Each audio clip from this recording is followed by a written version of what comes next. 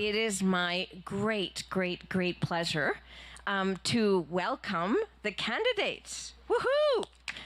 So for tonight's event, we have 7 of the 14 Ottawa City mayoral candidates with us. We are grateful that they're making the time in their very busy schedules. And we know actually there is a competing event tonight. So I really want to thank you for being here for this discussion of environment and climate justice. You are signaling that these issues matter to you. Candidates, you will now have 90 seconds to introduce yourself. And in doing so, consider the following broad question, please. It has been written that all of the technical solutions for managing our energy transition away from fossil fuels already exist. So what top 3 green energy solutions would you promote during the coming term of council? How do we lower emissions? I will now pass the word to candidate Nour.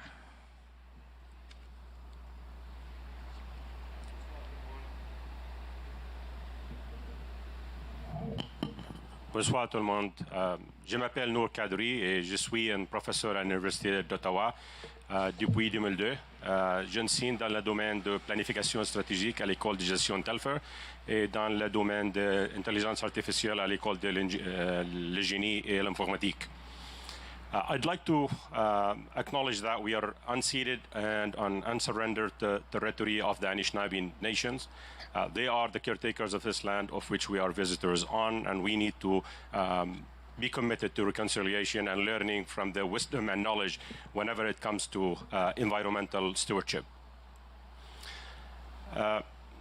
I want to thank CAFES for organizing those debates. This is the 3rd time we are part of these debates. And they are doing a remarkable job in connecting us with what matters the most. The voters, we're listening and we're shaping our visions by those initiatives. So thank you very much. And I would like to thank the United Church for hosting us here today. I look forward on this campaign to making sure that we continue our work and our hard work with what happens in the city of Ottawa. We're just coming out of the Labor Day, and we're all very hard workers. I am a union member of the University of Ottawa as professor and as a researcher, and what we're looking at is to make sure that our work keeps going hard to protect the environment and justice. Thank you. Thank you. Candidate Bay. Hi, I'm Brandon Bay. Nour took care of thanking the host, so I'd like to thank all of you for being here with us tonight. I'm a software developer by trade, but like most of you, I'm here tonight because I'm very passionate about this city and want to see it heading in the right direction. In terms of green energy, that direction is moving from personal vehicles to electrified transit, modernizing old buildings, and making green choices the convenient choices. City staff have identified and modeled a number of changes, and the biggest emitter locally is personal vehicles. Electrifying those will help, and we should be installing more EV charging stations and encouraging that, but it's only half the battle. We must build complete sustainable communities to complete this transition. If residents have everything they need close to home, we win on all fronts. Communities grow closer and feel friendlier and safer. Driving cars will happen less frequently and over shorter distances. We have to build communities that people don't need to commute out of. Once we have those citywide, policies that encourage green behavior and discourage high emission behavior are the best way forward. We can offer fare free transit, funded in part by higher parking rates, to discourage driving at all. By the city's estimates, electrifying transportation and modernizing or replacing older buildings will account for 75% of all the emissions we need to reduce.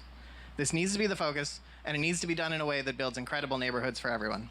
We also need to make the green choice the convenient choice. People will always choose convenience over anything else. If the product you want to buy only comes in wasteful packaging, you'll probably still buy it.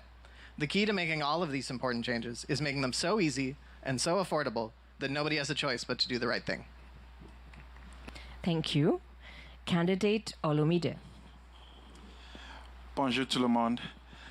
Mon français n'est pas très fort, alors je dois parler en anglais. Désolé. My opening statement is going to be on my signature issue among 6 platform. At the table at the back, you will all see a petition. It's titled Police and Military Complaints Bill of Rights. We have a national problem, we have an international problem. By the way, I am pro-police, but there is about 10% of the organizations, if you look at the statistics of the complaints, that could be described as bad cops. And we have a broken complaints process, no transparency. And that is why ethical academics, media people, have actually tried to put together police complaints database in Alberta, Idaho, New York. And at the last debate, I asked candidate McKenney if she would support a police complaints transparency database, and she snubbed my question. So hopefully she might have some comments later. Thank you. Candidate McGuire. Thank you, and welcome. And again, I'll issue a thanks to the United Church and all of the organizers. Very much appreciated. I just want to start off at the top. Ade and I have been friends for a very long time. I completely disagree with his characterization of the Ottawa Police Service.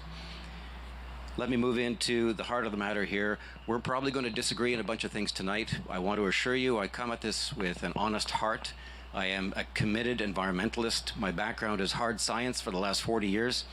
I don't support industrial wind turbines or industrial solar or electric vehicles. I'm sure we'll get into that more, and I'm looking forward to a substantive debate on climate resiliency and things we can do collectively as a community to make this a better place to live. Livability is #1 achievement. Thank you. Thank Candidate McKenney. Thank you. Thanks. Hello, everyone. Bonjour tout le monde. Thank you to everyone to come out tonight. Thrilled to be here in Orleans. You know, we know that we can live in an Ottawa of green, affordable buildings. We can have a great tree canopy on our streets that keep us and our homes cool. We can have safe, walkable neighborhoods. Climate action isn't a punishment. It's just a nicer way of living, really.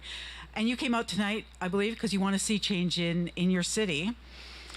And I have a record at City Hall of putting climate, you know, on the table at every discussion. I think that we can have the greenest, the healthiest, and the best connected city in the country, but we have to have the political will to make it happen. We need green energy. Ottawa needs to electrify its bus fleet. We need to retrofit our own city buildings. We have to incentivize people who want to retrofit their homes. This week, I unveiled my transit plan that will, and cycling plan, which will significantly help how we shift how people are able to move around safely and conveniently in their neighborhoods. So I look forward to the prepared questions and certainly the questions from you. Thank you.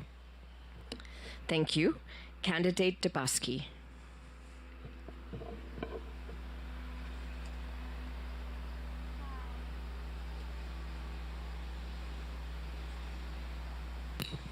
Lol, that's so funny.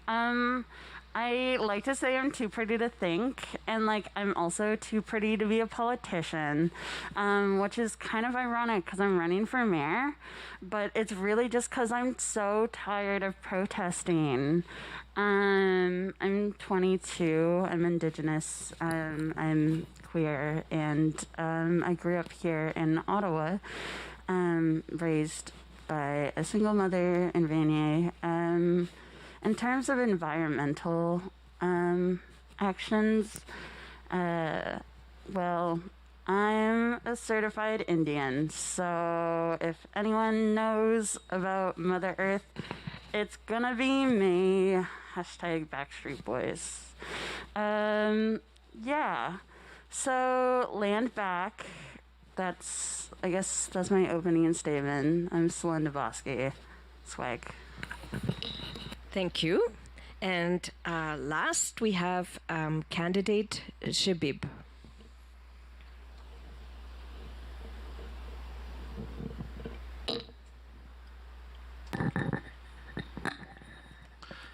Yes, I want to start with extending the base.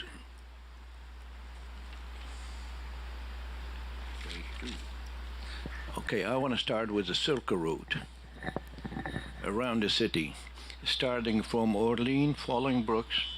It goes all the way to Highway 417 by Vars.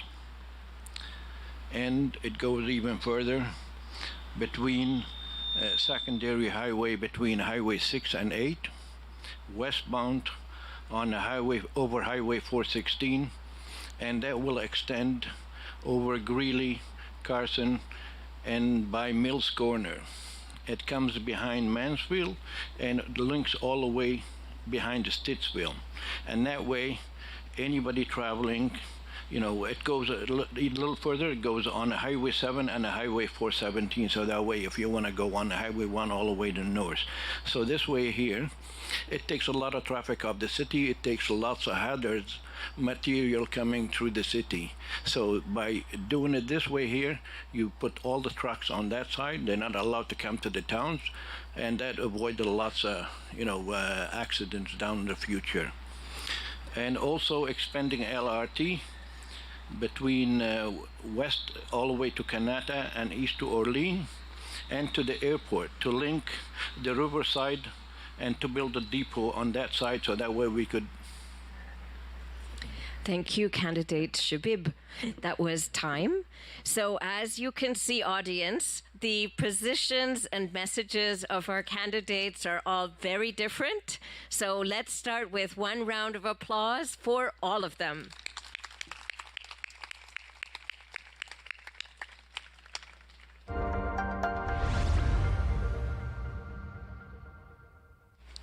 So we now move into the preset questions to hopefully get a little bit more depth. Now, while we're in this section of the 3 preset questions, each candidate who has a yellow card may raise the yellow card twice if they wish for a rebuttal, which is a short intervention to offer a different point of view on a response that has been offered by someone else. So question 1 is in the area of ecology. Part of what makes Ottawa livable is its network of connected greenbelt areas. Do you support plans for the Brian Coburn Boulevard that would cut through the greenbelt just north of Mer Bleue? If you support such a roadway, what would you do for the existing ecosystem and wildlife habitat connectivity that would be lost? Now, to do a little bit of an icebreaker and a kickoff poll, we are going to do a poll where candidates can say yes with thumbs up, no thumbs down, or a flat hand if they choose not to answer the question. So candidates, do you support what is known as option 7, where Brian Coburn Boulevard would cut through the greenbelt just north of Mer Bleue? All right, so we have different thumbs going this way and that way. Okay, very good. And this round, we will start with candidate Chebib for the responses. The word is yours, sir. So basically, it could be done. Okay. Okay, vous devez être proche à le micro. All right, sorry about that. It could be done, and if we could build around the electrical power lines, and we will build some of the tunnels on that road for the animal, for the wildlife. So what can be done, it's easily, you have to build and connect the city. So you cannot just go on on Inus, it is too much traffic lately. So what you could do if you build a little further on that road and connect it all the way up to Delmont Ridge and to connecting to all the way to Walkley Street and O'Brien. So this way here, if you worry about the animals, to having, crossing, I lived in Alberta, and we have overpasses, especially for animals. So what we could do in this case here, we could pull bridges like a little tunnel, so that way they could be passed through. There shouldn't be any problem. Okay, thank you, candidate. Next, the response from candidate Debassige. Celine, yes. Yeah, I think it's bad, because why destruct more nature? That's not nice. The path that we're on as a species is terrifying. Yeah, in terms of environmental actions, cutting through the green belt isn't going to be beneficial to anyone. There are solutions like more transportation or different routes, things like that organizations like Ecology Ottawa and Horizon have already been placing out. It's pretty easy to follow through on your word if you want to be a public servant worker. It's literally in the job. But yeah, I wouldn't say cutting through the green belt would be beneficial. Okay, thank you. Next, the response from candidate McKenney. Thank you. Well, I did not support option 7 at council. I worked with my colleagues. I met and spoke to people in the community to get a clear understanding, of course, of the options that were in front of us. I read and looked through the 2013 and 2016 assessments that have been agreed to by the city and the NCC. And in the end, while both options met our city's transportation needs, certainly, the NCC did not support option 7, which cut through the green belt. And in the end, my decision really was based on the fact that we need to do everything we can to protect our green belt. Thank you. Thank you. Next, we have candidate McGuire. No, I don't support it. Je pense qu'il y a beaucoup de problèmes avec option numéro 7. It's going through land that we don't own. It belongs to the NCC. It would cause enormous ecological damage. I favor option number 1. It is roughly parallel to Innis. It makes far more sense. That's my statement. I'm going to make a comment as well. Why does the City of Ottawa keep picking fights with the NCC? They're a senior level of government. They don't belong to us, and they have, on more than one occasion, they have chosen to defend the people of Ottawa against some of the stranger ambitions from City Hall. So, thank you. Thank you. Candidate Olumide.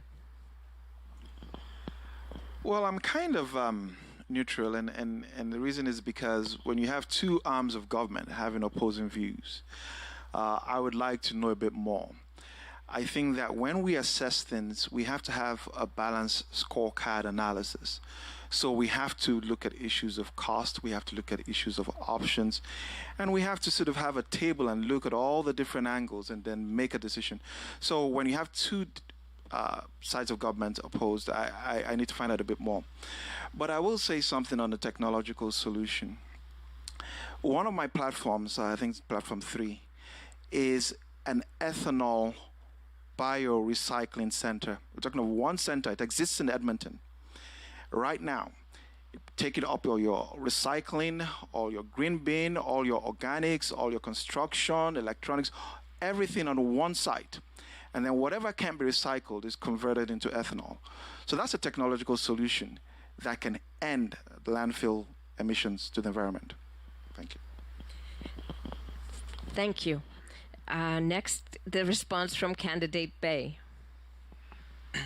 The NCC is absolutely right to block this project. It has been charged with protecting the Greenbelt lands, and it should not compromise that mission for a bad project.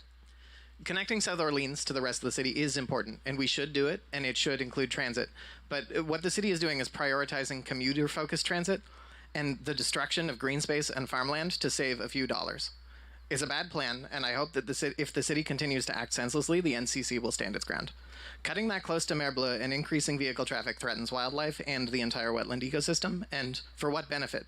Even if the NCC allowed the road widening, the surrounding lands will remain greenbelt lands, so we can't develop them. We can't develop the land along Renault Road, so it's simply a throughway we're building. It also pulls bus rapid transit away from Blackburn Hamlet, hurting our ability to improve your lovely neighbor's community completeness, and eliminating an opportunity to develop those lands along a major corridor. The only thing about the city's preferred option that stand out is that it's cheap. We can't sacrifice complete communities and irreplaceable ecosystems to save a few bucks. Thank you. And last we have candidate Kadri. Well, I've got a vision to make Ottawa green, progressive, responsive, smart, and vibrant. And I invite everybody to look at my plan for the environment.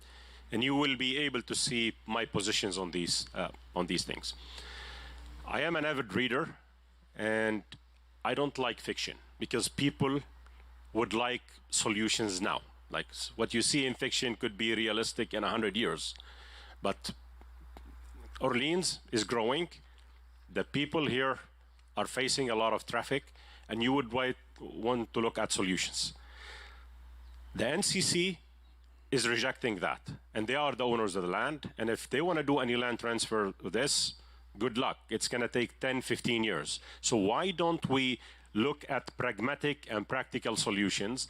We've got option 1 on the table as a second option, and this is what the people of Orleans are looking for. Immediate solutions within an acceptable time frame rather than looking at imaginary solutions in 100 years. Thank you very much. Let's have a round of applause. And I see that there's one yellow card. Basically, okay, can you hear me? Just a quick, what happened if you link it to Walkley? You're not taking anything from the trees or from, you just run it next to the power line. And the power line is already, all the trees is being cut off. So you're saving a lot of stuff. And you could, if you could present a good, through this way here, that way you can make the NCC go ahead along with it. All what they care, if they care about cutting green stuff, you're not cutting that much. And by the wildlife, you're also putting the tunnels underneath, so it's not a problem to pass. How do we make sure that our climate policies will not negatively affect people with lower incomes or other marginalized groups?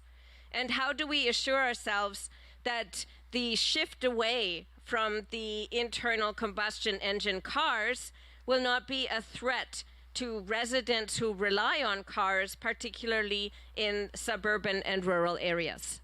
Nour Kadri.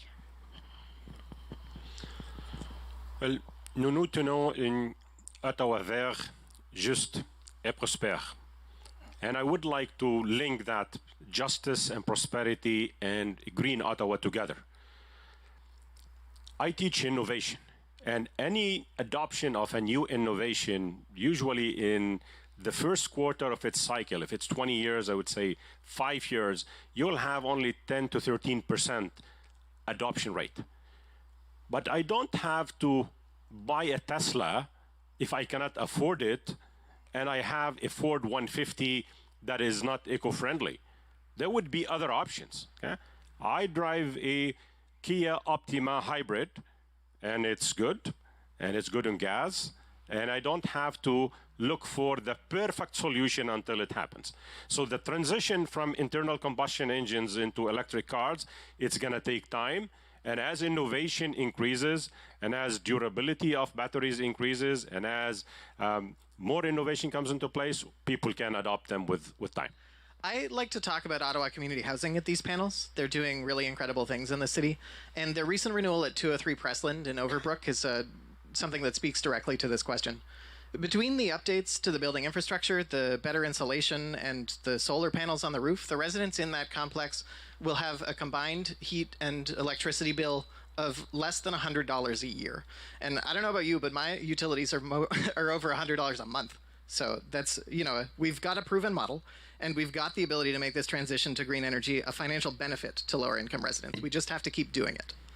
Bigger picture, we need to build complete communities that people don't need to commute out of. If everything you want is a short walk away, you'll drive less. Whatever the fuel is for your vehicle, you'll spend less on it.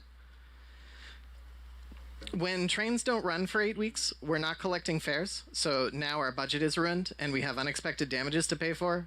Finding a reliable funding model makes sense as much as free transit makes practical sense, and where other candidates are afraid to do it, I'm prepared to commit to free transit to help this transition as well.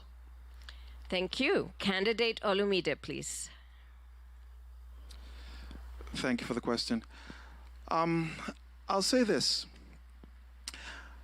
I know it's early days, but this very question is the most important question that we've had since the debate started. I think there are a lot of candidates and all sorts of wild ideas and all sorts of things been mentioned. But who is thinking about the poor? Who is thinking about the marginalized? One of my platform ideas is something called an income equity lens. So that in everything that we do, any decision that comes before council, you tell us, how is it going to affect the poor? And is there a way to tailor a better solution? For example, electric cars. First of all, a lot of the poor don't even have cars. And they certainly don't have an electric car. And they're being asked, they're making $40K per year, and they're being asked to pay for millionaires to buy electric cars. Okay, we have a rebuttal. Candidate McGuire. And it's not for what Ade said. Brandon mentioned something. I just want to clarify my position on this. The idea of solar panels on a roof. It's a neat idea, right? If you are an actual environmentalist, if you are serious about environmentalism, you need to be confident about all of the processes, the energy inputs, the costs that went into making that solar panel. When its life is over, 15, 18 years, you have to also assume the costs of remediation, of taking down that solar panel, of doing all the things to get rid of the incredible toxic elements in solar panels, lead, selenium, cadmium. The price for a roofing that has solar panels on it is double what a normal roof is. These are all significant costs. If we're going to have an honest debate about the value of putting solar panels on roofs, let's at least include fully transparent costs. Thank you. Okay, and unless there's a further rebuttal to the rebuttal, Mr. McGuire, yes, the word is again yours. Can I rebut myself and get more time? To the spirit of the question, and that wasn't the spirit of the question. I'll be legitimately here. I like this phrase, climate justice and equity. In fact, I'd turn it around. We need to see the climate through a justice and equity lens. Anything that makes somebody's life less livable, more unpleasant, that has to take priority first. We can't be in a situation where we're looking at purely scientific discussions about tons of gases here and remediations there. Have you made someone's life worse or better? And in particular, obviously, marginalized communities suffer a disproportionate burden of the weight of these policies. So let's put ourselves in a position where we're thinking honestly and being proactive towards the people who need it the most. Thank you. Thank you. You have the second yellow card from candidate Chebib. Mic for Mr. Chebib. Sorry. I would encourage solar power, especially on the roof, or you could use it on top of the garage. So there shouldn't be any problem. And whatever you use, basically, you save a lot of money from electricity, and then you put it back to the grid. My sister in Australia, she used it, and she paid maybe $5-6 at the most. So I don't see any problem with the solar power on top of the roof, whether you put it on a garage or in your backyard. It shouldn't be any problem because the owner of the house, he's the one that's paying for it. So why not put it? You're not costing nothing to the taxpayer. That's it. Okay. Very good. So next we have back to the speaking order, unless there's further rebuttals on the pros and cons of solar energy. We pass the word to candidate McKenney. Thank you, Angela. So two things. I sit on the board of Ottawa Community Housing, and similar to what Brandon was saying, we built new housing. We took down old housing that was the end of its life cycle, built new housing that is passive, net zero, and every unit, the average heating and cooling cost for a year is $15, and it's really at this point mostly community social housing that is building this type of housing. So we don't have to leave people behind. I also unveiled a transit plan yesterday that would freeze fares, that would provide free transit to youth under 17, and that would ensure para-parity principles across our system. The people mostly left on transit today need it, and they are by far mostly represented by low-income communities. Thank you. Okay. Next, we have candidate Debassige. Oh, sorry, we have a rebuttal by candidate Olumide. This is just an opportunity to show you what I mean. For example, as soon as I heard that, the first thing I thought, and don't get me wrong, I have nothing against rich people, but the first thing I thought is, okay, so now people making less than 40K per annum have to subsidize the transit of the rich. And that's why I supported free transit for those making 53K and below. And that's what I mean. I don't have a problem with free transit. I like it. But what I'm saying is we need to tailor our solutions. Why should somebody making 40K or less be paying for the transit of the child of a millionaire? For me, it makes no sense. And that's why I really want us to inject this issue of an income equity lens. Some issues disproportionately affect the poor, marginalized, and that would include the black and other visible minorities and the indigenous people, of course. So I think we need to do better. Thank you. Okay. Now, candidate Chebib, I believe you've had 2 rebuttals already, so you're out of yellow cards. But I have a rebuttal from candidate McKenney. Yes, thank you, Angela. I just wanted to make a point of clarity that families, low-income families, also will take advantage of their children being able to ride transit for free, 17 and under, and that the that the Equipass would be lowered to the same level as our community pass. Thank you. Thank you. Okay, candidate Chebib, I'm sorry, but you don't have any more rebuttals. You only had 2. I pass the word now to candidate Celine Debassige. Okay. Yeah. Marginalized groups. I'm a part of them. Gang, gang. Basically, yeah, I'm 22. I went to like all the schools here, but I don't have a degree to show for it, just trauma, right? But that has left me in a lot of debt, and I don't actually drive. I mean, I do have a license, but not a car, because those are expensive. I do, however, have a skateboard. Y'all skateboard? Hashtag Tony Hawk. Basically, there's like, it's literally things like cars and like electric cars and yappa. These are options that aren't really accessible for a lot of people, students, marginalized groups, people that have had to make solutions and like accommodations for themselves. Anyways. Okay, thank you. And now I am happy to pass the word to candidate Chebib. It's your turn to speak for this question. Question number 2, right? Question number 2, the final response. All right. No matter what kind of a plan you will be going to... More microphone, please. No matter what kind of a plan you do, you're going to be criticized and going to... for it. I will listen to a different kind of groups, and then at the end I will listen, to what the city official have to do then. But I'm gonna go even further. Whoever saying they're gonna support a free transit, I think they are lunatics, because no money would grow on the tree.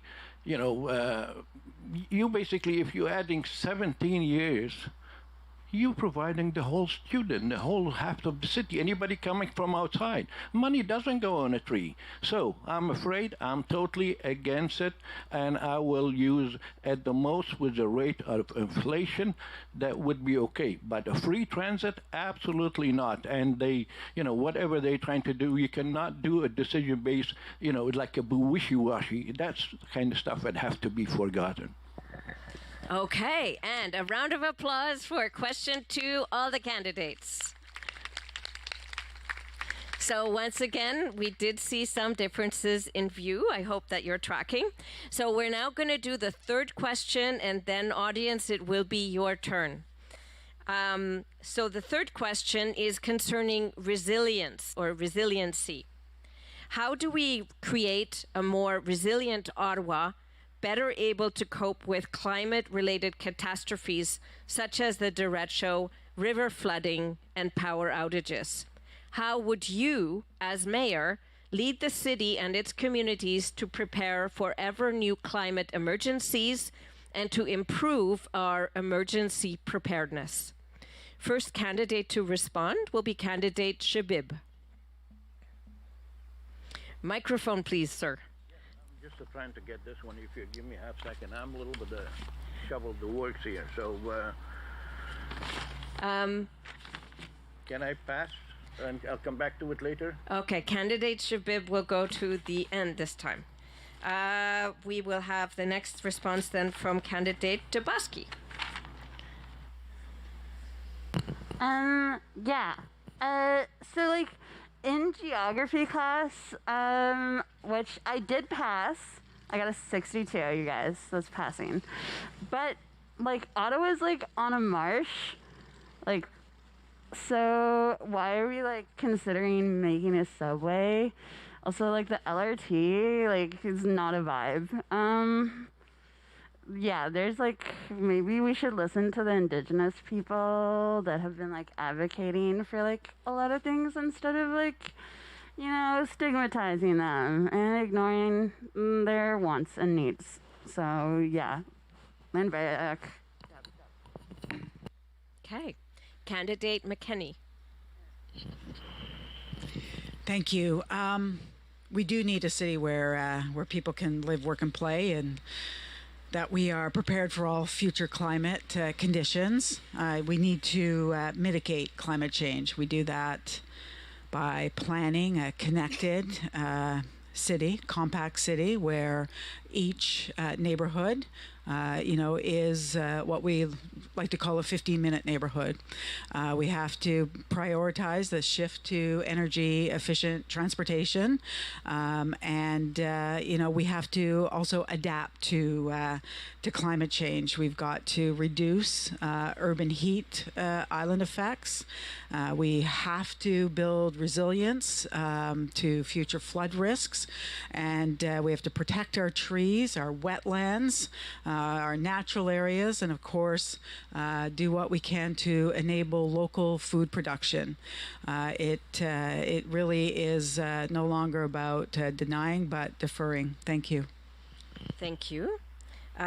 Next we have candidate McGuire. Okay. Resilience is a very technical question, so I'm going to give you a kind of a technical answer. What do you do to maintain resilience? What do you do to create and maintain resilience in a community? It's mitigation and adaptation. Number one, we have to strengthen our electrical grid. We are a consumer of the Ontario electrical grid. We're a client of the IESO. We have to make sure we have a robust electrical grid so we don't go through the kinds of power outages that occurred during the storm, the big storm. Number two, strengthening the grid. Number two, at-risk communities are disproportionately affected by interruptions in energy supplies. And that's not just electricity, it's also fuel of different types. So you identify the poor and the elderly, particularly the elderly. If you had a power outage during the summer, you need to have a supply of reliable energy to cool the places where seniors live. They are the most at risk of things like heat stroke. And lastly, ensuring alternate fuel supplies are available in case of a major catastrophe. And that means for now also adding fossil fuels where necessary just to keep things going. Thank you. Thank you. Candidate Olumide. Well, I think this is a very difficult issue because obviously that's why it's called an emergency. It doesn't happen often. There was talk about passing a bylaw and saying buildings with a certain number of people have to have generators. When we had the crisis, we noticed the problems with gas and we noticed the problem with generators. So we have to have a plan and, of course, have an income equity lens. I'll just take the rest of my time to just say this, because I didn't respond to candidate McKenney's comment, because obviously she's the front runner, and one of us is going to be the mayor of the capital of a G7 country. So these things are important. For example, when I hear certain campaign promises, and we still have a wait list for drug treatment centers, I question our morality as people. And so I'm just saying that we need to have a holistic approach to how we assess and prioritize our expenses. Thank you. Thank you. I have rebuttals from two candidates. First, candidate Debassige. Oh my gosh, okay, so I love that you mentioned holistic. Obviously, by my bracelets, I'm a very Zen person.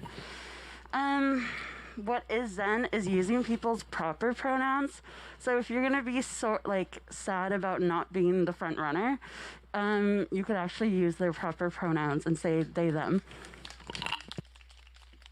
Okay, I have another rebuttal from candidate McGuire. Oh, wait. Sorry, I think I should comment.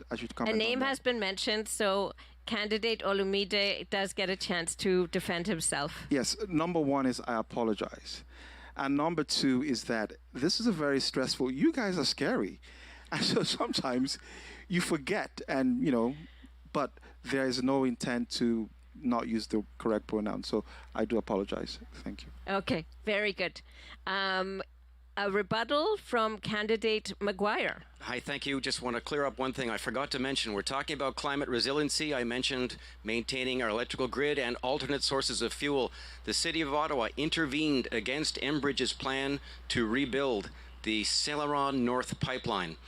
The Enbridge has identified serious risks with the eventual failure of this pipeline.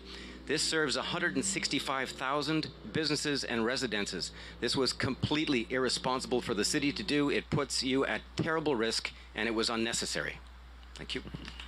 Okay. Audience, we don't really want to be having a selective applause, if you'll go with that. But we do seem to have a pro-pipeline candidate identified now. The next word goes to candidate Bay.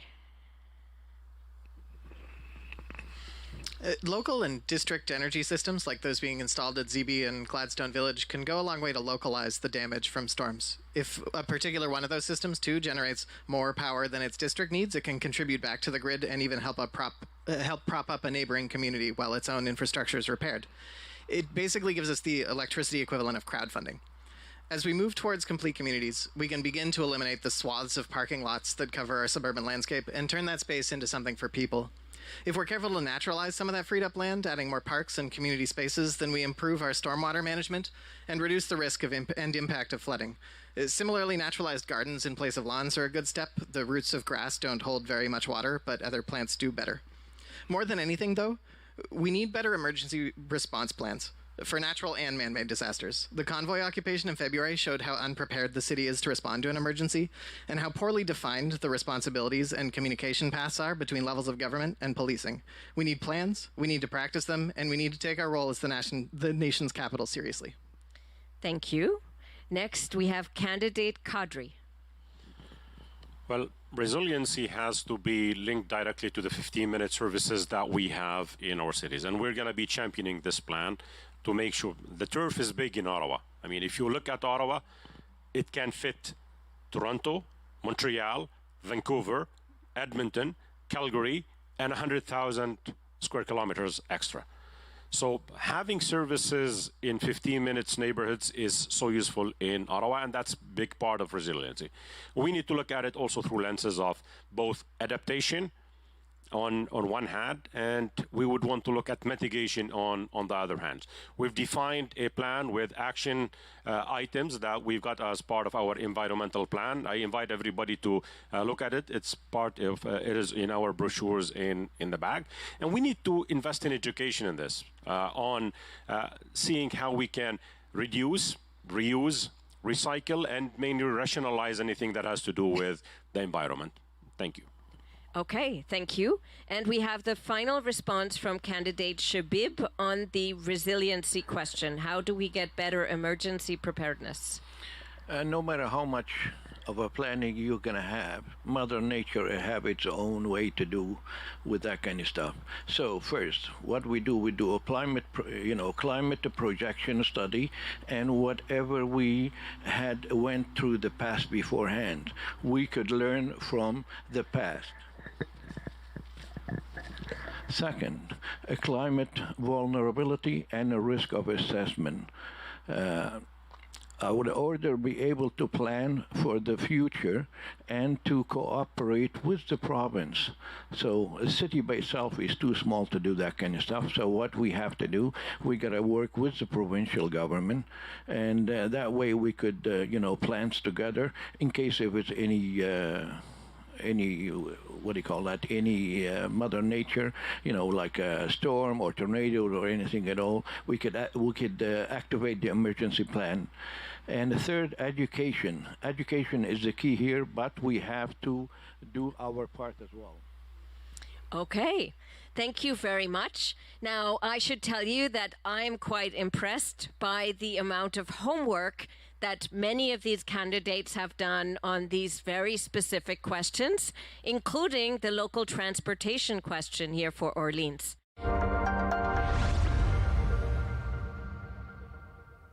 The great moment has come where it's your turn. So we have a microphone set up at the center aisle.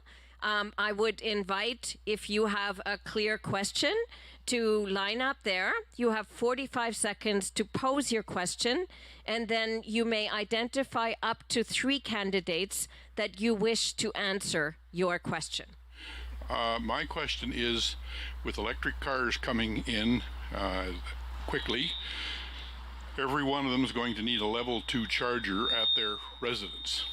Okay, that's a 50 ampere. Now apparently in California, this much more impact, more cars, many neighborhoods you can no longer buy an electric car and it's plug it in at your house because the grid will not support all these additional level 2 chargers. So Hydro Ottawa is responsible for Ottawa. Is there any plan underway to increase the grid capacity for the number of cars they project are going to be coming? Mr. McGuire, I'd like you to answer first. Catherine and Braden. Okay, please go ahead. And just to let you know, you have 1 rebuttal in this audience question section.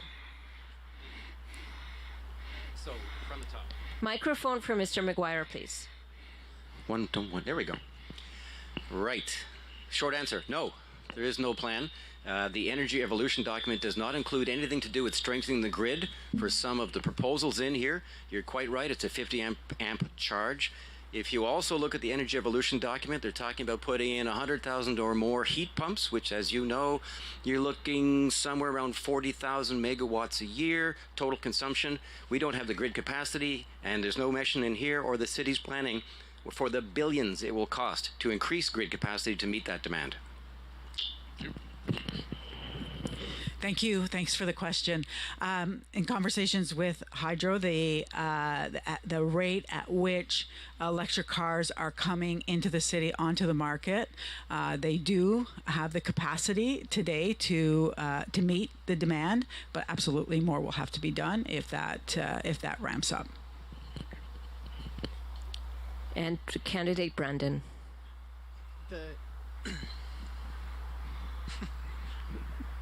Are we on? Okay. Of course, if we switched every car to electric in the city right now, it would overload the grid and we wouldn't be able to sustain that, but it is going to be a gradual transition, and we don't completely know what the future holds. If we build complete communities that people don't need to leave and we build a robust transit system, fewer people might own cars. We might have great car sharing systems in the future. We might have the development of autonomous vehicles that's accelerating quickly, that removes the need for a personal vehicle because everyone just has, an Uber service that takes you place to place as you need through a robust software system.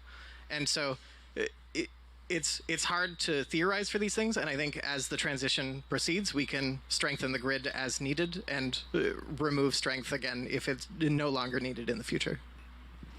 Okay, we have a rebuttal from candidate Kadri and then candidate McGuire. Since this is a gradual transition, innovation is going very fast. I mean, Moore's law applies here. If you look at batteries that we had 2 years ago, for instance, now we've got double the range. We've got better charging capacities. And in a couple of years, this is going to be increasing and much better. That's one thing. The second thing, we can use alternative types of energy that is being utilized, whether it is solar or wind or hydro, in order to help that capacity, and the grids can be going at the same level of evolution with the adoption of electric cars. Thank you. Okay, and now candidate McGuire will use up his rebuttal card for the audience Q&A segment of the program. McGuire, please. I promise to make it good. We've hit on something that we haven't talked about, and that is the electric batteries. Electric batteries require cobalt. 60% of all the cobalt in the world is mined by child slave labor in the Democratic Republic of Congo. Nobody with a shred of conscience could recommend electric batteries, and it's intolerable that this is part of the official plan.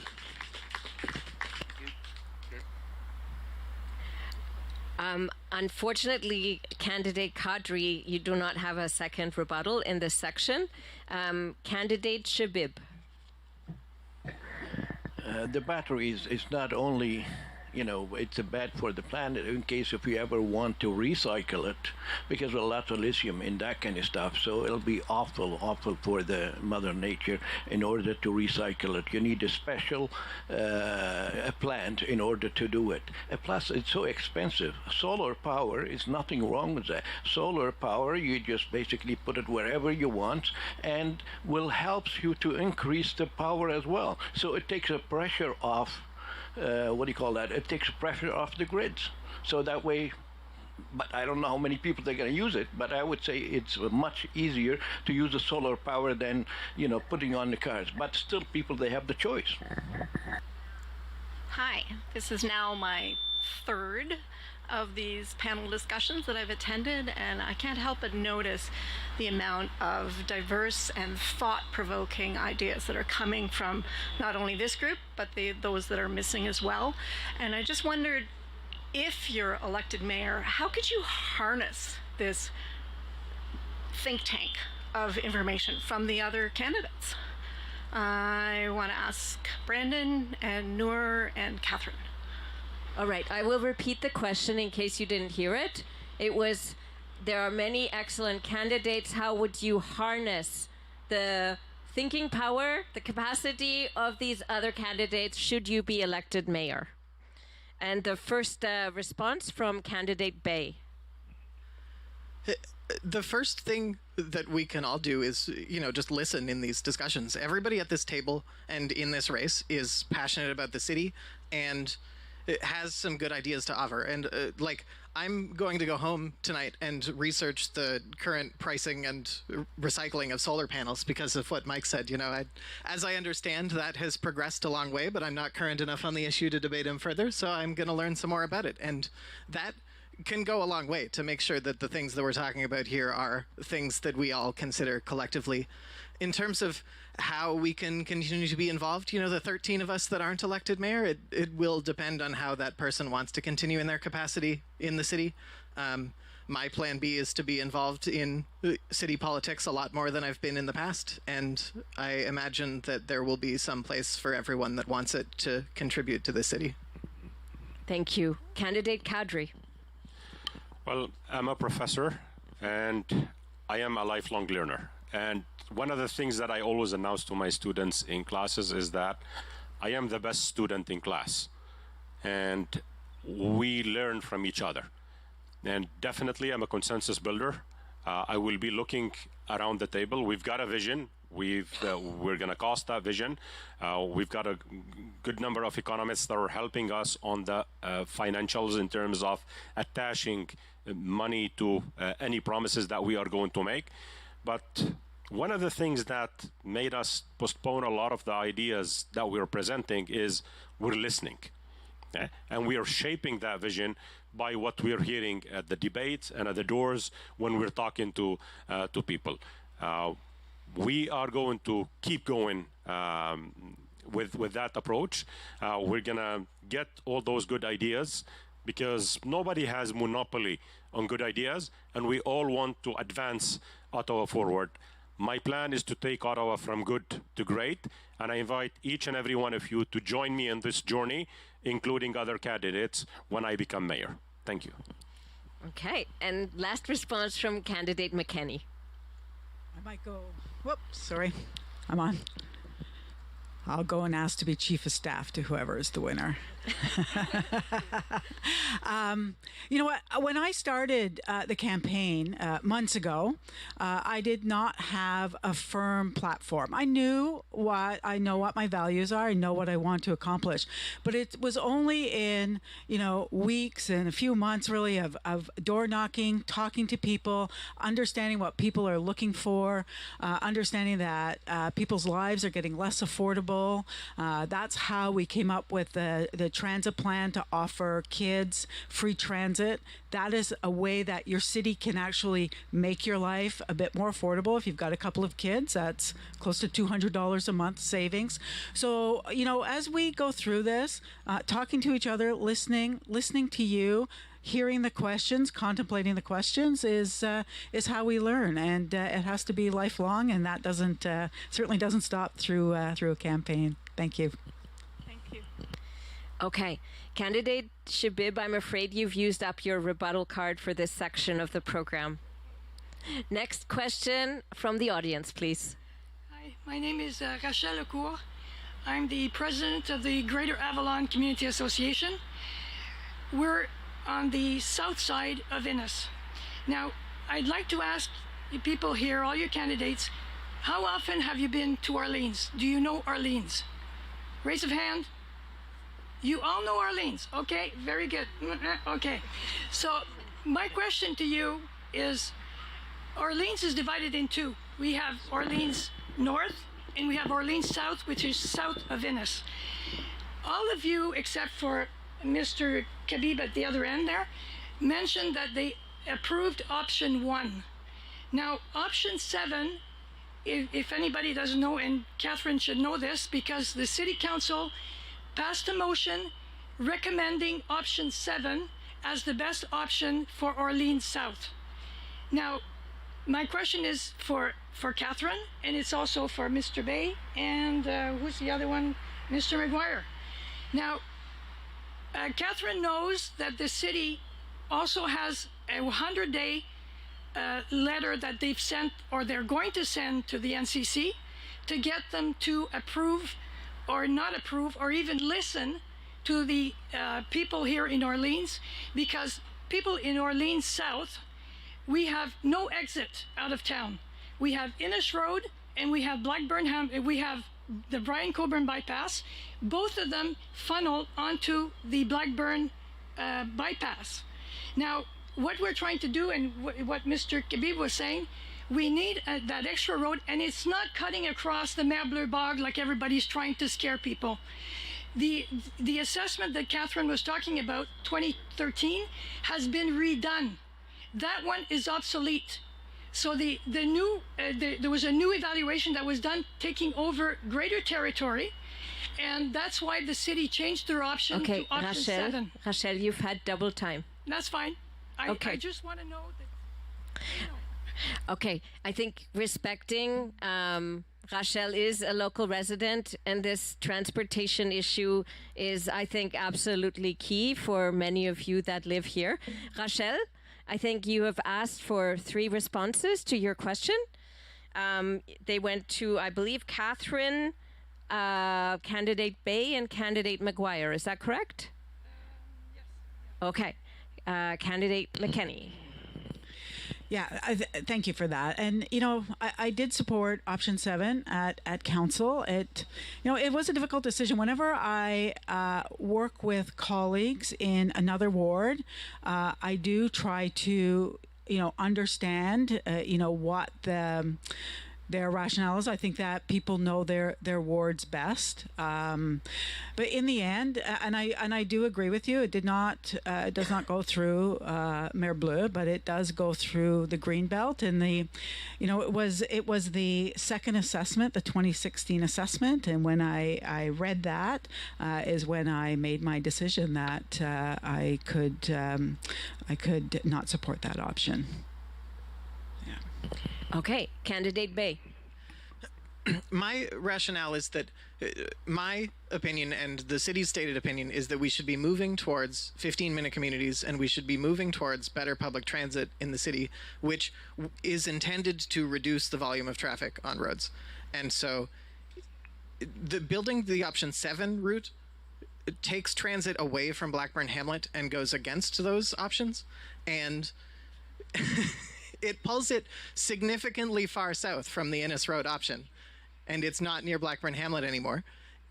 And it goes against the proposed strategy that we've made, that we've committed to reduce traffic using transit and reduce traffic using better communities, that people don't need to leave by car so often to have their needs met. And option 1 keeps the transit close to Blackburn Hamlet, and it does expand Innes Road to help the traffic congestion in the meantime, and I think it's the better option. My question is for Catherine, Nour, and Celine, please. In Ontario, there must be a distance of over half a kilometre from a wind turbine to a residential dwelling. Where is Ottawa going to put 710 industrial wind turbines taller than the Peace Tower? And what about the millions of birds and bats that these turbines kill? After all, one wind farm in California has killed thousands of golden eagles. Okay, Candidate McKenney. Thank you. So I don't believe that there is space in the city for a massive amount of wind turbines. I just don't. I know that it's part of energy evolution. I know it's part of the plan, but I guess perhaps the way I framed it the last time, I really don't see it as being a substantive part of the plan. I don't honestly see wind farms occurring in the city. I think that we have other ways of we have other ways of, moving away from, fossil fuels. We have other ways of reducing our greenhouse gases and making sure that we have better energy products without wind. So I just wanted to make that clear. Yeah, thanks. Candidate Kadri. So we definitely need to look at this from a balanced approach perspective. Wind turbines, they are so useful close to areas where there are now residences and not many like flying species, many eagles and all these things. And we need to utilize these types of systems, for instance, closer to higher winds by beaches, not close in to areas where we live, number one, and number two, in areas where we have a lot of birds that could be affected and species.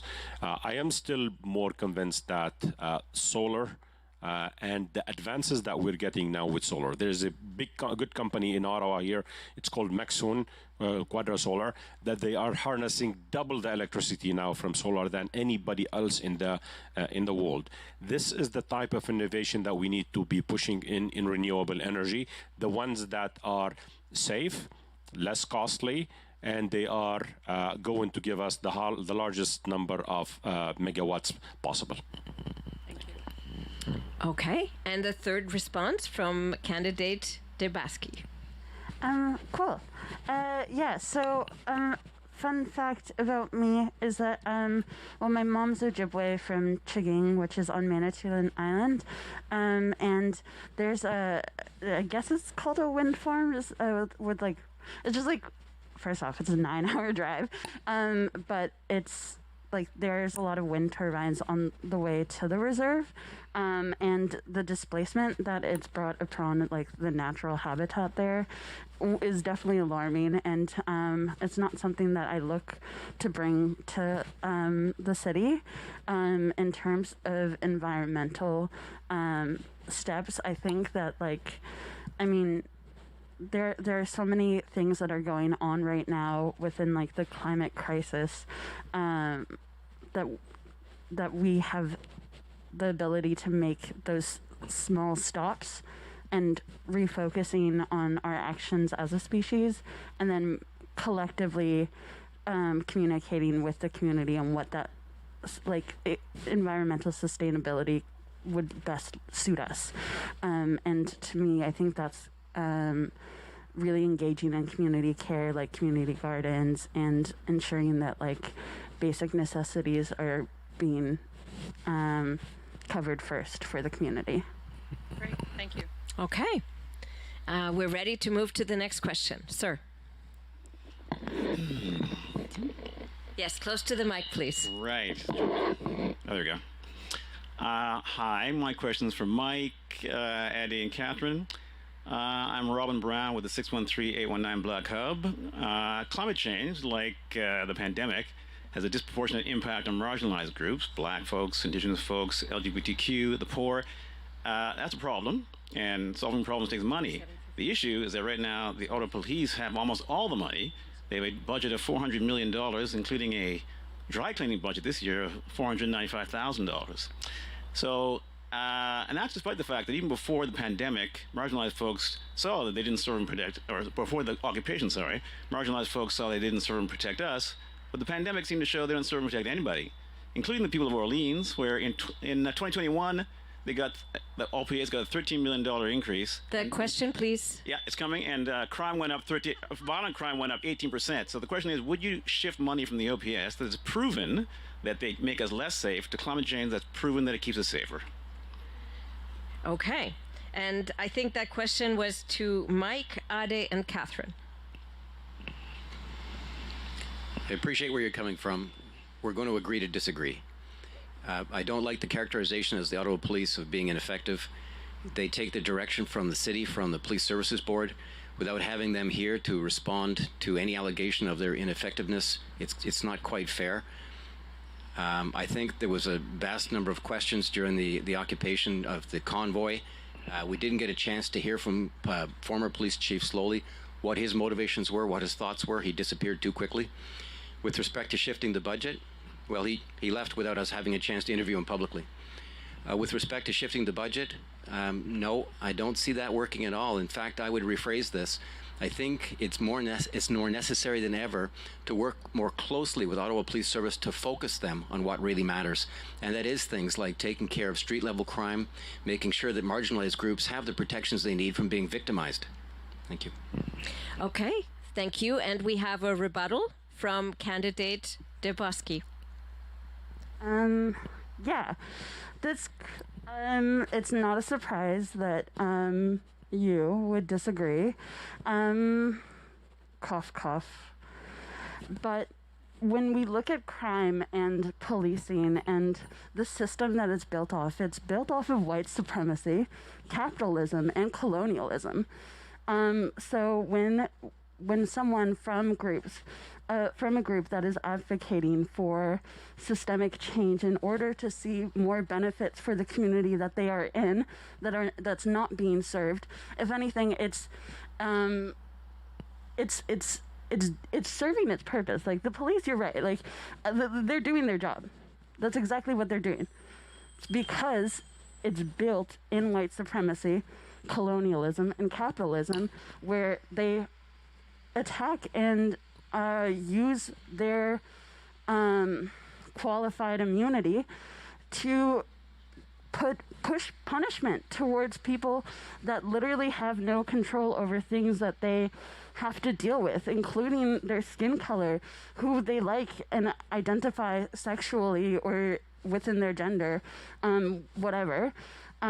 So in terms of like disagreeing, I just hope that The front runner has a better chance of winning. Okay, thank you. We now go to the second response from candidate Olumide.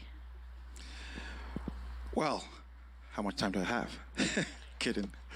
I'm the only candidate, I believe, who has proposed savings from the Ottawa police budget of $18 million. We have 400 officers, sworn officers, who are doing things like media relations, HR, finance, planning, basically desk jobs. They're not doing law enforcement, they're not front line. So what I'm saying is that as they retire, we ensure that they're replaced by civilians, because there's about a $35,000 pay gap between the sworn and the unsworn. So that is an $18 million budget, which I think we need to invest. Someone mentioned, and I think you also mentioned it, we have a homeless. I was speaking to someone I've just interviewed recently. I was surprised that 40% of those using their services for, he said, are LGBTQ2+. So there is an issue here. Marginalized people are affected. Veterans are affected. But police want to suck up all the money. And all I'm simply saying is that there are more efficient ways, especially when there are, how would you say, tons of stories in the media of police abusing their power. And so I stand by what I said. 10% or less of the police force are bad. And we need a complaints transparency bill of rights, which I'm hoping the frontrunner will one day decide to support. Thank you. Okay. Candidate Chebib, I'm afraid you have used up your rebuttal opportunity for this segment of the program, according to my notes. You have one rebuttal during the Q&A. Candidate McKenney. Thank you. So I'll start with the energy evolution, the climate plan. It is the first one ever that is as detailed as it is with the actions it has, that actually has a costing. And it doesn't all come from the property tax base. It comes from private interests. It comes from other levels of government. There is a costing for that. So that I support. I've always supported it. There are parts of it that I don't think are as feasible as others, but I do support it. On policing, nobody knows more than I do the benefits of effective policing. I lived through an occupation in the ward that I represent. People were threatened every day for 3.5 weeks. So I understand clearly the need for effective policing. My question is always around the increase that is asked for. And we have to, like every other department, we have to be able to ask the questions around value proposition. What does it mean? What does it mean if you have more cars on the road? Is there evidence that that makes people safer? Is there evidence that our marginalized communities are safer? If we're going to start addressing street level crime, we have to start with mental health supports and housing. People have got to be housed in this city. Thank you. Okay. Thank you for the question and the answers. Yes, I have a rebuttal by candidate Olumide. Well, my rebuttal, as you probably expect, is for candidate McKenney. Candidate McKenney put out a tweet, said police accountability is important, and I would like her to explain what she means by police accountability, because I'm reading here from Ottawa Live. Gross incompetence of the OPSB can be measured by their inaction. The police cops have committed crimes against both citizens and fellow employees.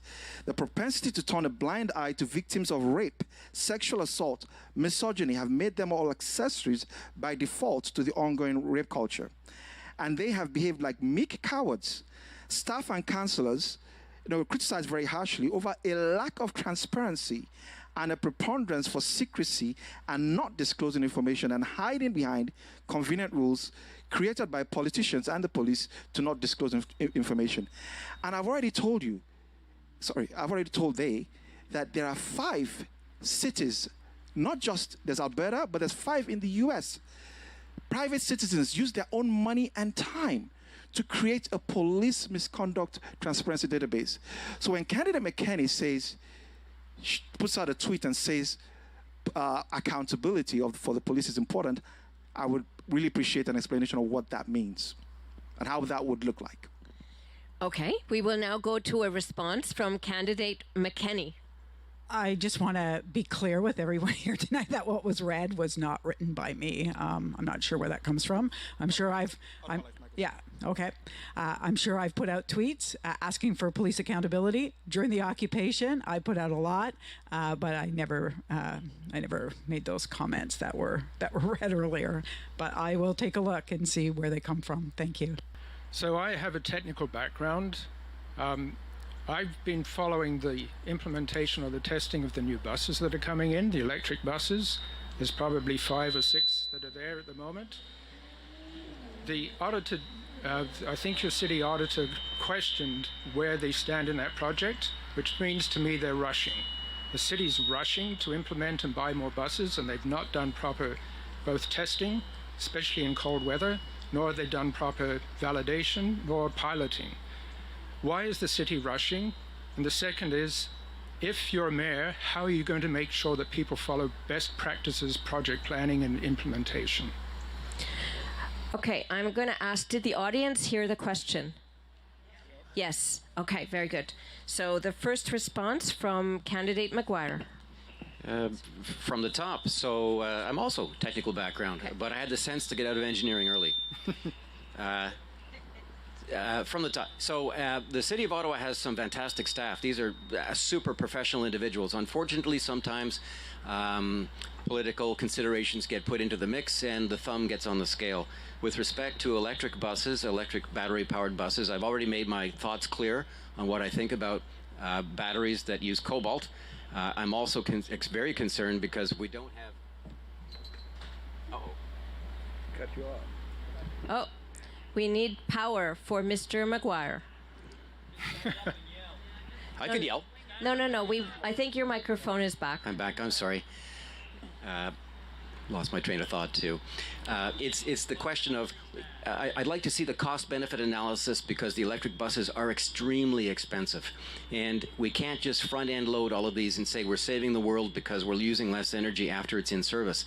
We have to look at the costs of putting it in service, and then when it's done, what are the costs of mitigating, removing all of those toxic compounds that made up the electric bus in the first place?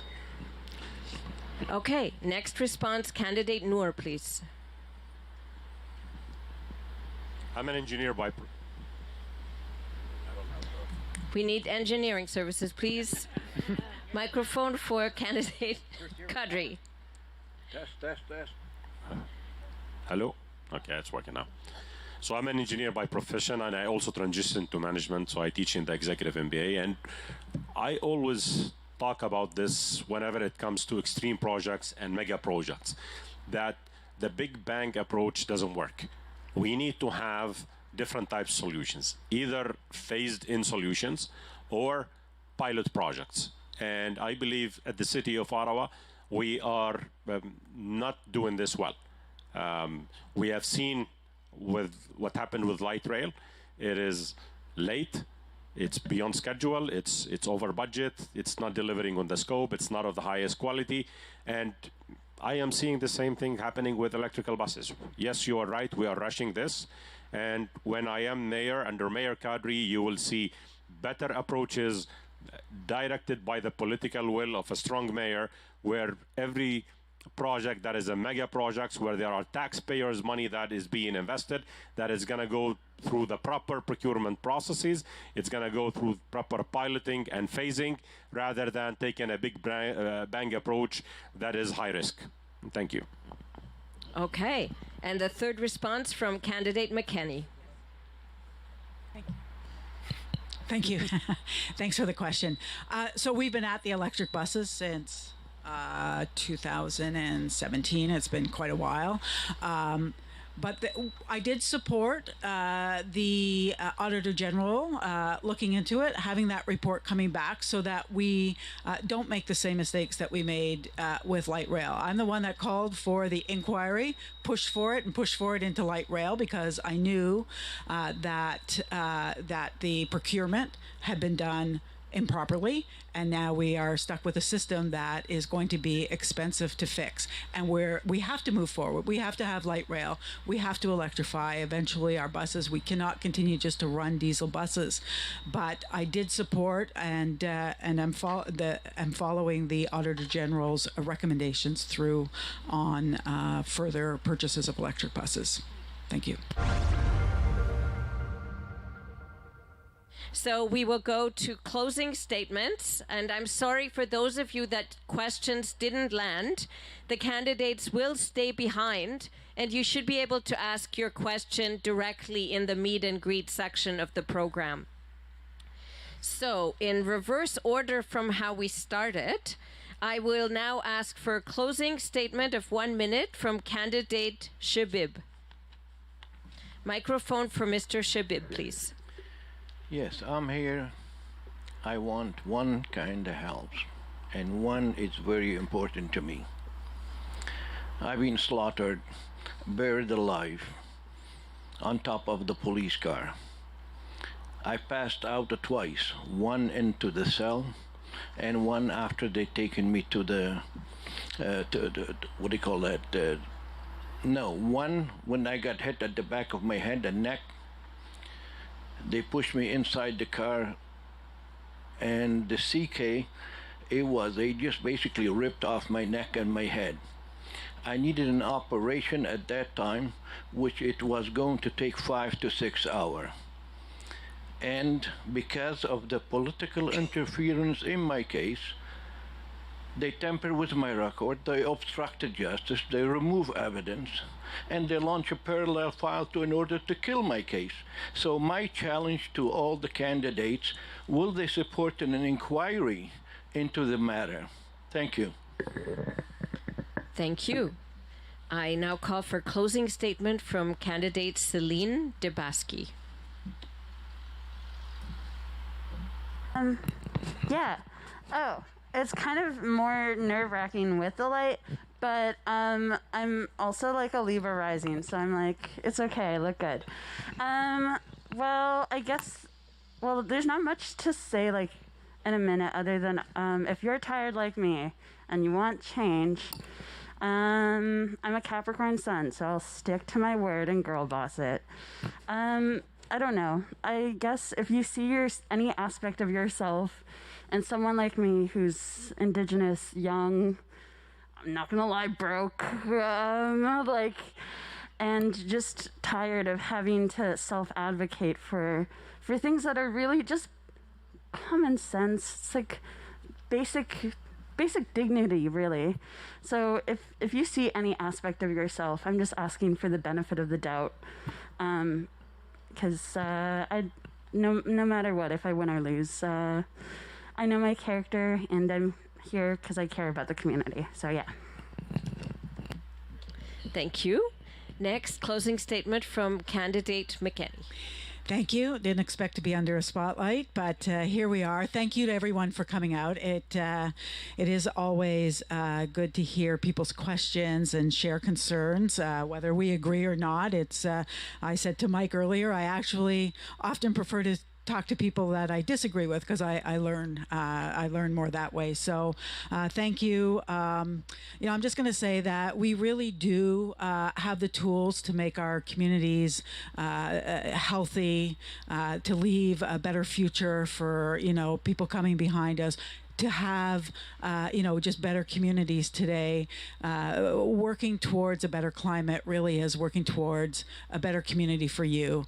It means wider sidewalks. It means cleaner air. It means, reduce energy costs. It really is something that we should that we should want for ourselves and for each other. So I just hope that that you will consider voting for me on October 24th as your mayor, and I look forward to serving you if that is the case. Thank you. Thank you. Candidate Mike McGuire.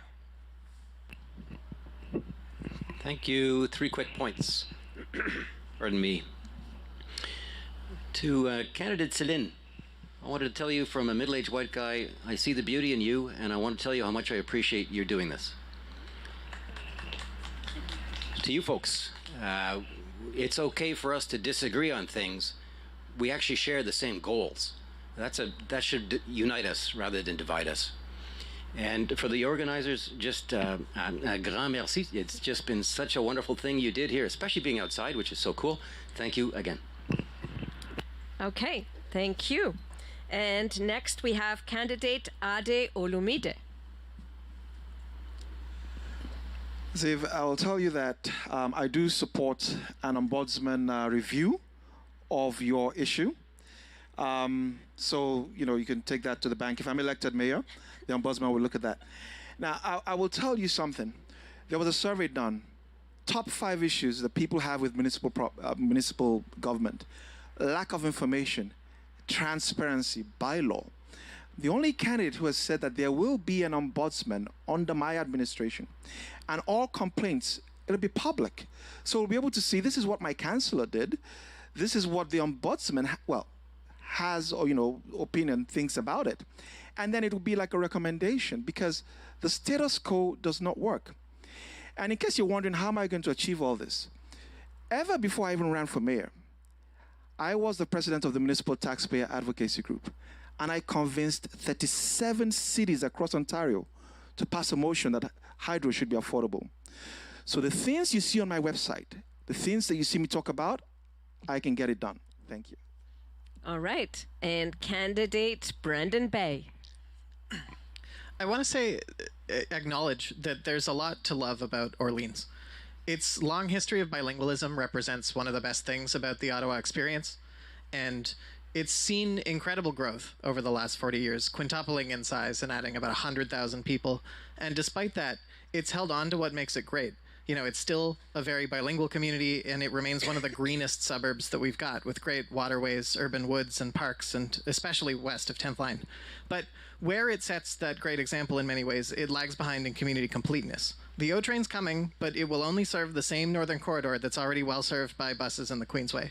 And the further south you go, the more disconnected Orleans becomes from the rest of the city. Innes Road, which offers all of the services to that southern half, is exhausting and at times terrifying to walk or bike on. So when you vote next month, I hope you cast your ballot for someone who will build complete communities citywide and build an Orleans for people. I'm not the only candidate offering these things, but I am the most focused on that vision. So please consider Brandon Bay at the ballot box. Okay. And final word to candidate Nour Kadri. Merci, Orléans. Thank you very much, Orleans. Before I came to this debate, I was attending a meet and greet with the Maison de la Francophonie in Ottawa West.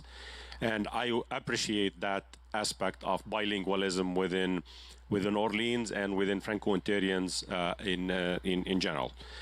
I just want to go back to what we have spoken about before. Bill Clinton coined the term, "It is the economy stupid," in 1992. 30 years later, it is still the economy stupid. We've got an affordable housing crisis. Inflation is very high. We've got a lot of challenges that are facing our city, but it is a different kind of economy. Let's focus on building a green economy that is going to create green collar jobs here in Ottawa. And on October 24th, please consider your choices for mayor. Under Mayor Kadri, you will see a different type of Ottawa that is green, vibrant, and smart. Alrighty, so many mayoral candidates and so much vision. So let's have a huge round of applause for our big table of mayoral candidates.